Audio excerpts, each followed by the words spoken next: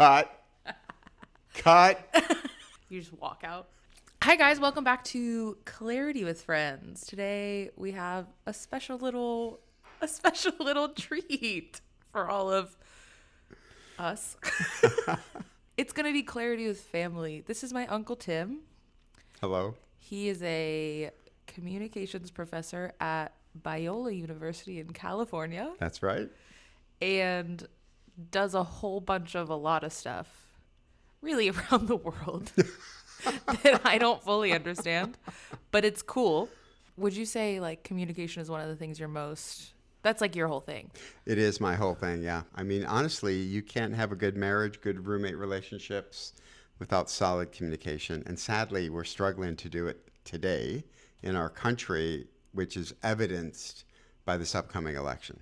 There's distance between people when they really disagree about something and they just can't work it out. I've been trying to explore ways to open the dialogue rather than like close it.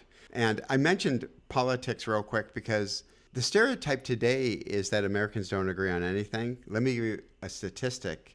98%, Claire, 98% of Americans say incivility is a real problem for this country, and 67% would say incivility is at crisis levels. Mm-hmm. So I think we can identify what's going on today. The big question is, like, how do we disagree but still be neighbors and friends and family members? And that's honestly what I try to do, is teach people basic communication skills and how to approach conflict. One thing I see a lot on like the Facebook warrior posts is people think if you don't agree with me on these core values, you're not just someone who disagrees with me, you're someone who's a bad person.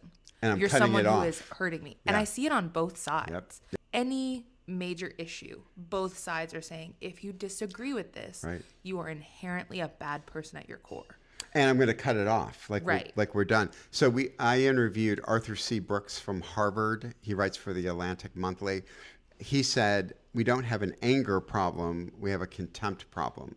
And I asked him, well, what do you mean by contempt? And he said exactly what you said. Anger is you and I can be mad at each other, but we're family. Contempt is you and I are mad at each other and we're not going to talk anymore.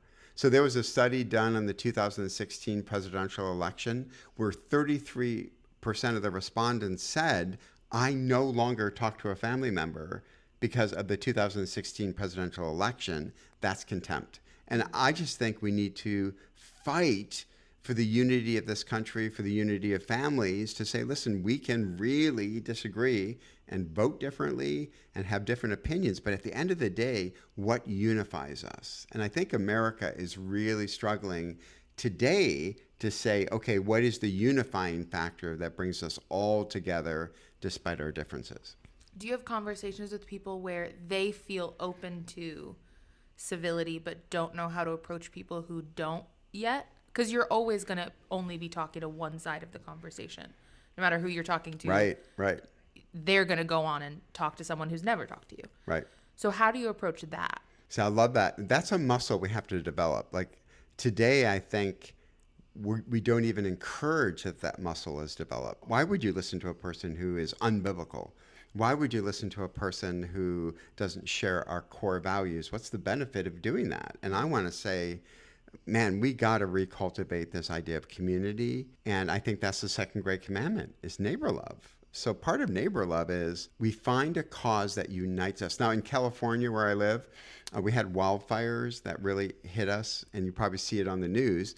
Well, a bunch of communities got together with our high school and replanted all the shrubbery. And these were Christian, atheists, Democrats, Republicans. And what brought us together was, hey, the school got hit really hard by a wildfire. It's time for us to step up and really help. That's called social capital. And the strength of a community is when you hit hard times, what is the capital that you pull from that our community is actually going to survive? And I think we just need to reclaim that. And really cool, there are things like that happening. They just don't make the major headlines. Unity just doesn't sell. Unity does not sell. So there is one podcast that I actually do sometimes. I don't listen to every one, but if I'm listening to a podcast, it's probably that one. It's called the Handlebar podcast. Oh. And it's these 3 or 4 people from a church. People submit questions. They set a timer for like 20 minutes and they dialogue about it. Nice. And then their last like 5 minutes is their handlebars. So like, what is your one tip for tackling this issue that people have?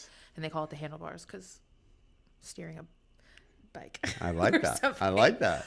But I would ask you, what's your like handlebar for approaching conversations, approaching difficult conversations with a soft heart, especially in an exhausting season like an election? Yeah. I think in this election season, we need to check our hearts first before we have conversations. So in the Bible, the heart is mentioned 500 times. And Jesus says, from the heart you speak. So long before you actually get together at Starbucks or have a conversation, I need to check my heart heading into it. Like King David, Lord, search my heart to see what's in there, because I might not even know what's in there. But if I do know I have a negative attitude towards you, I best need to work on that attitude before we ever have the conversation. I think that the heart, I think, is what the scriptures would say is the first place to start, and get your heart in order and then have these conversations. That's good. Oh, Jason's calling again. Well, guys, this was fun. Bye, guys. Bye, you all. Thanks for coming. Absolutely, Claire.